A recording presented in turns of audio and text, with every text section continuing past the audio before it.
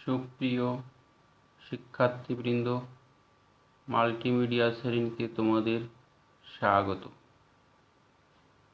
তোমরা সবাই কেমন আছো? নিশ্চয়ই তোমরা ভালো আছো। প্রতিদিন সংসদ টিভিতে তোমাদের রুটিন অনুযায়ী ক্লাস হচ্ছে। তোমরা নিশ্চয়ই প্রতিদিন ক্লাস দেখছো। আজ আমি তোমাদের সামনে অনলাইনে অষ্টম শ্রেণীর তথ্য যোগাযোগ প্রযুক্তি বিষয়ে দ্বিতীয় অধ্যায় থেকে 14তম পাঠ নিয়ে উপস্থিত হয়েছি।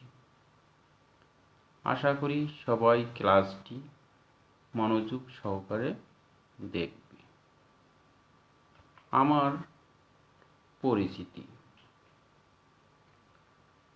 নাম দুলাল কুমার মণ্ডল, সহকারী শিক্ষক কম্পিউটার, 8 টাকা কেরামত আলী পাইলট মাধ্যমিক বিদ্যালয়, ফকিরহাট, বাগেরহাট। প্রিয় শিক্ষার্থী বন্ধুরা, ছবিতে তোমরা কি দেখতে পাচ্ছ?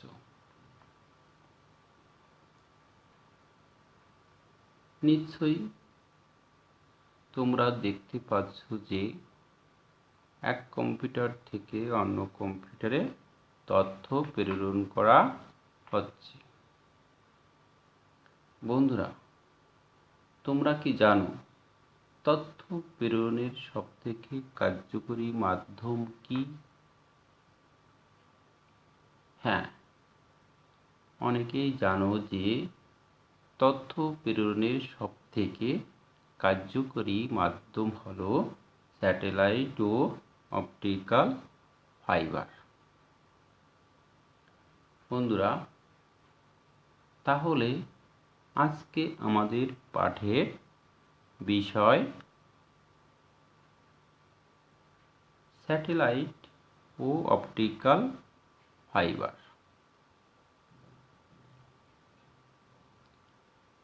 শিক্ষার্থী বন্ধুরা, এখন তোমরা সবাই পাঠ শিরোনাম খাতায় লিখে নাও।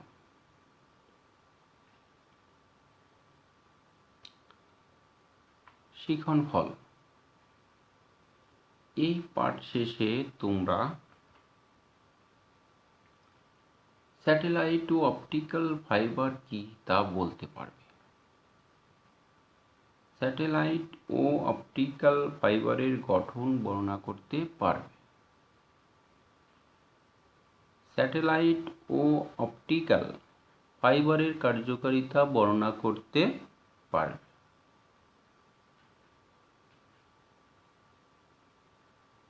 এই পাঠ সংশ্লিষ্ট যে সমস্ত উপকরণ ব্যবহৃত হয়েছে তা হল অপটিক্যাল ফাইবার,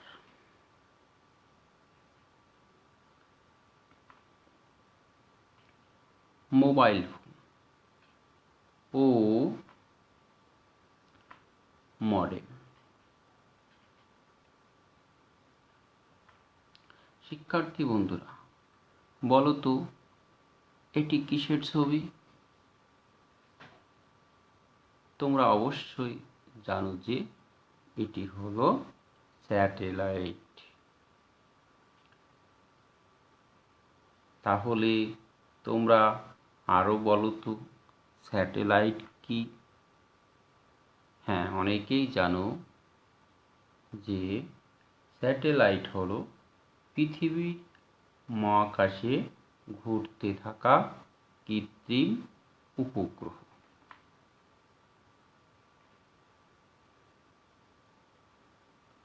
হ্যাঁ বন্ধুরা, এটি কিসের ছবি?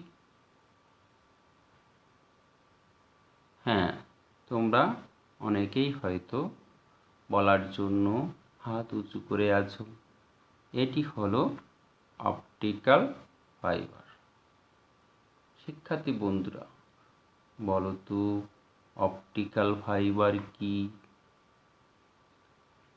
অপটিক্যাল ফাইবার অত্যন্ত সরু এক ধরনের প্লাস্টিক কাচের তন্তু। হ্যাঁ বন্ধুরা,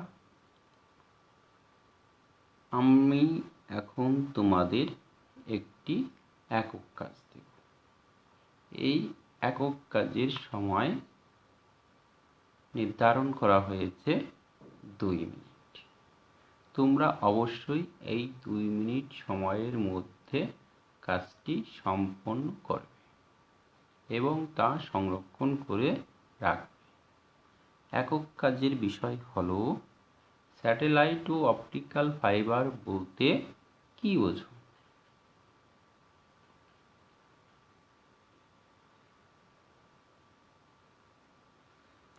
বন্ধুরা, স্যাটেলাইট মহাকাশে কিভাবে ঘুরতে থাকে? হ্যাঁ, তোমরা নিশ্চয়ই জানো যে স্যাটেলাইট মহাকাশে পৃথিবীকে ঘিরে ঘুরতে থাকে। এই পৃথিবীকে ঘিরে ঘুরতে থাকার জন্য কেন জ্বালানি তেলের প্রয়োজন হয় না?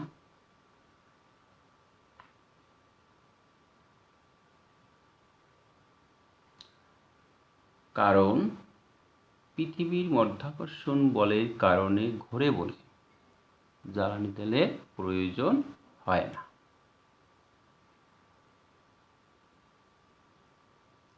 বন্ধুরা বলো তো, এই ছবিটি কিসের? এটি হলো Jio stationery satellite.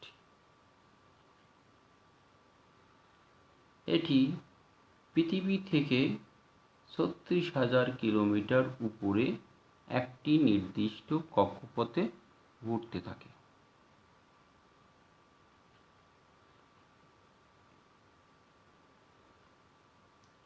Jio stationery মাধ্যমে পৃথিবীর এক প্রান্ত থেকে সিগন্যাল অন্য প্রান্তে পাঠিয়ে দেয়। রেডিও, টেলিফোন, মোবাইল কিংবা ইন্টারনেট এই পদ্ধতিতে কাজ করে।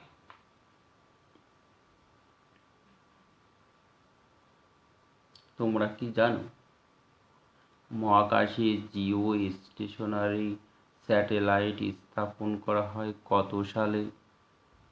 হ্যাঁ, অনেকেই জানো এবং অনেকেই বলার জন্য হয়তো উদ্গ্রীব হয়ে আছো।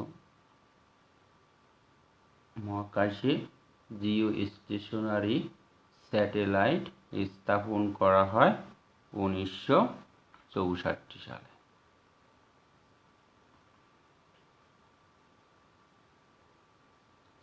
এখন বলো তো, এই স্যাটেলাইটের নাম কি? তোমরা হয়তো অনেকেই দেখেছো অথবা জেনেছো অথবা জানা আছে যে এই স্যাটেলাইটের নাম হয় বঙ্গবন্ধু স্যাটেলাইট 1। এটি 2018 সালের 12ই মে মহাকাশে প্রেরণ করা হয়।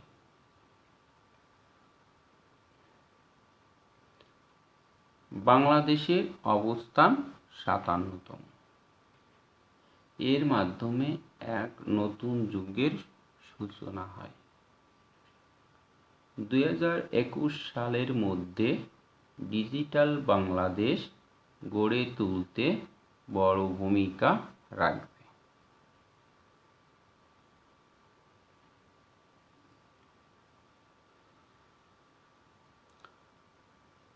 বন্ধুরা, এই স্যাটেলাইটেরও কয়েকটি সমস্যা আছে। বিশেষ করে এর দুটো সমস্যা থেকে যায়। নাম্বার 1, পৃথিবী থেকে অনেক উঁচুতে অবস্থিত। 2, বিশাল দূরত্ব অতিক্রম করতে একটু সময় নেয়। হ্যাঁ বন্ধুরা, তোমরা সবাই জানো যে এটি হলো অপটিক্যাল ফাইবার। এই অপটিক্যাল ফাইবারের বিশেষ কতগুলো বৈশিষ্ট্য রয়েছে। যেমন এটি অত্যন্ত একটি সরু প্লাস্টিক কাচের তন্তু। এই ফাইবার দিয়ে আলোক সিগন্যাল পাঠানো হয়।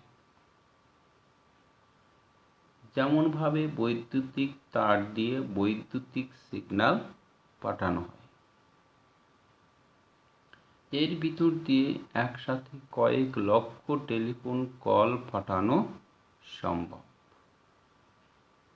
অপটিক্যাল ফাইবারের নেটওয়ার্ক সকল দেশের সাথে সংযুক্ত। আরও পরিষ্কারভাবে বলা যায় যে অপটিক্যাল ফাইবার অত্যন্ত সরু এক ধরনের প্লাস্টিক কাচের তন্তু। আলোক সিগন্যাল অপটিক্যাল ফাইবারের মধ্য দিয়ে পাঠানো হয়। অপটিক্যাল ফাইবারের মধ্যে একসাথে কয়েক লক্ষ টেলিফোন কল পাঠানো যায়।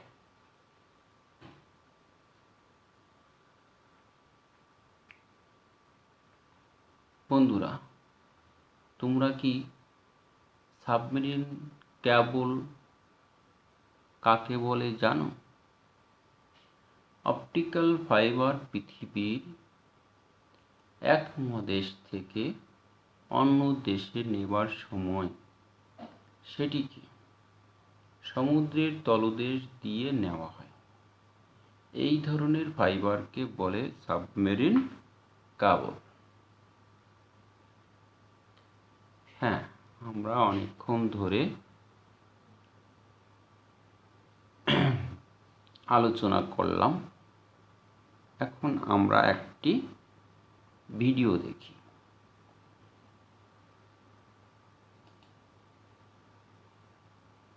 Of the global economy, telecommunications and energy, which includes interconnecting grids, oil and gas, and renewables. This video discusses the state-of-the-art in submarine cable laying, including the problems and cutting-edge tools being used by cable installers. First, let's see who is laying submarine cables and why. The telecom industry was the first to lay submarine cables in the 1850s.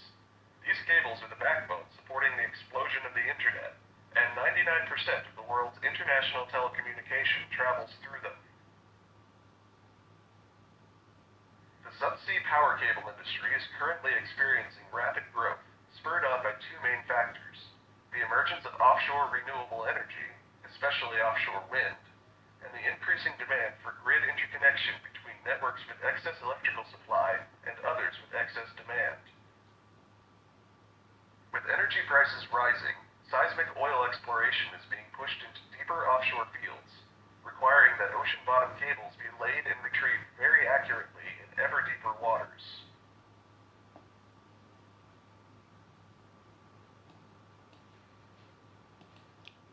হ্যাঁ বন্ধুরা, তোমরা নিশ্চয়ই সবাই ভিডিওটি দেখেছ এবং ভিডিওটি থেকে বাস্তব জ্ঞান লাভ করেছ।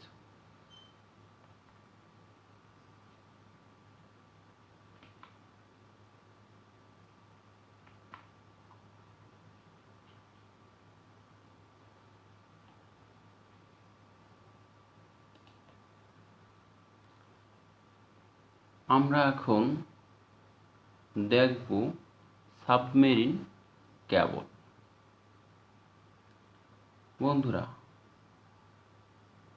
তোমরা কি জানো বাংলাদেশ এখন যে সাবমেরিন কেবলের সাহায্যে বাইরের পৃথিবীর সাথে যুক্ত তার নাম কি?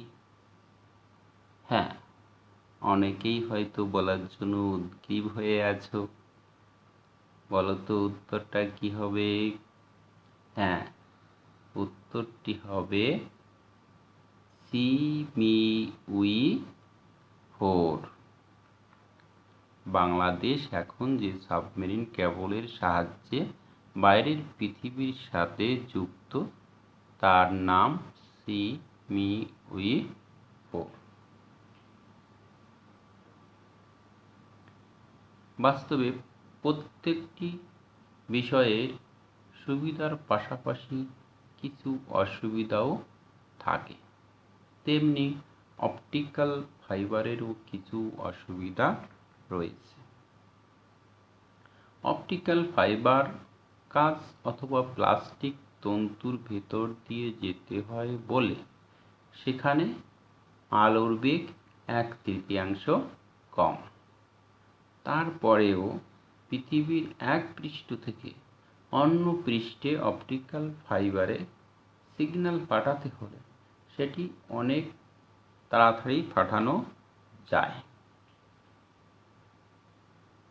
কারণ তখন প্রায় 36,000 কিলোমিটার দূরের স্যাটেলাইটে সিগন্যাল গিয়ে আর ফিরে আসতে হয় না। বন্ধুরা, আমি তোমাদের এখন একটি দলগত কাজ দেব। এর সময় নির্ধারিত করা আছে 8 মিনিট। তোমরা অবশ্যই এই 8 মিনিট সময়ের মধ্যে আমার দেওয়া কাজটি সম্পন্ন করে এবং সংরক্ষণ করে রাখবে। কাজটি হলো স্যাটেলাইট ও অপটিক্যাল ফাইবারের কার্যকারিতা বর্ণনা করা।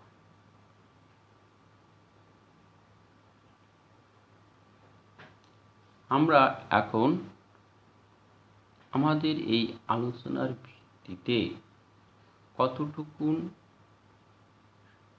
জ্ঞান লাভ করলাম অথবা অর্জন করলাম তা আমরা মূল্যায়নের মাধ্যমে জানব। চলো মূল্যায়ন করা যাক। প্রথম প্রশ্ন, প্রথমবার জিও স্টেশনারি স্যাটেলাইট স্থাপন করা হয়েছিল কত সালে? 1964, 1967, 1969 ও 1971 সালে। নিশ্চয়ই তোমরা প্রশ্নটির উত্তর নির্ণয় করে ফেলেছ। উত্তর সঠিক হওয়ার জন্য সবাইকে ধন্যবাদ। উত্তরটি হলো 1964 সালে। দ্বিতীয় প্রশ্ন, স্যাটেলাইট মহাকাশে রাখতে কোনটির প্রয়োজন নেই? অর্থ, জ্বালানি, প্রযুক্তি ও ঘূর্ণন। হ্যাঁ, এটিও তোমরা পেরেছ। উত্তরটি হলো জ্বালানি। উত্তর সঠিক দেওয়ার জন্য সবাইকে ধন্যবাদ। তৃতীয় প্রশ্ন, অপটিক্যাল ফাইবার কি দ্বারা তৈরি? উন্নত মানের তামার তার, বৈদ্যুতিক তারের উপাদান, কাঁচতন্তু, ইস্পাত ও জিঙ্ক গুঁড়ার মিশ্রণ। হ্যাঁ, এবারও উত্তর সঠিক দিবে আশা করি। যারা উত্তরটি সঠিক দিয়েছ সবাইকে ধন্যবাদ। উত্তরটি হলো কাঁচতন্তু। হ্যাঁ বন্ধুরা, এখন আমি তোমাদের একটা বাড়ির কাজ দেই।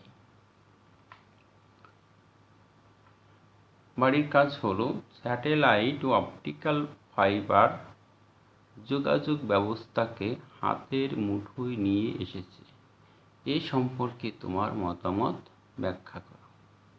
বন্ধুরা, তোমরা অবশ্যই এই বাড়ির কাজটি করে সংরক্ষণ করে রাখবে এবং তোমাদের স্কুল খুললে বিষয় শিক্ষকের কাছে এটি অবশ্যই জমা দেবে। কারণ তোমরা জানো এই কাজের ভিত্তিতে ধারাবাহিক মূল্যায়ন করা হবে। তো বন্ধুরা, মাল্টিমিডিয়া ক্লাসে আমার সাথে থাকার জন্য সবাইকে অসংখ্য ধন্যবাদ। আগামী ক্লাসে আবার দেখা হবে। সবাই ভালো থেকো, সুস্থ থেকো ও সকলের দীর্ঘায়ু কামনা করে আমি আমার আজকের ক্লাস এখানে শেষ করছি। সমাপ্ত।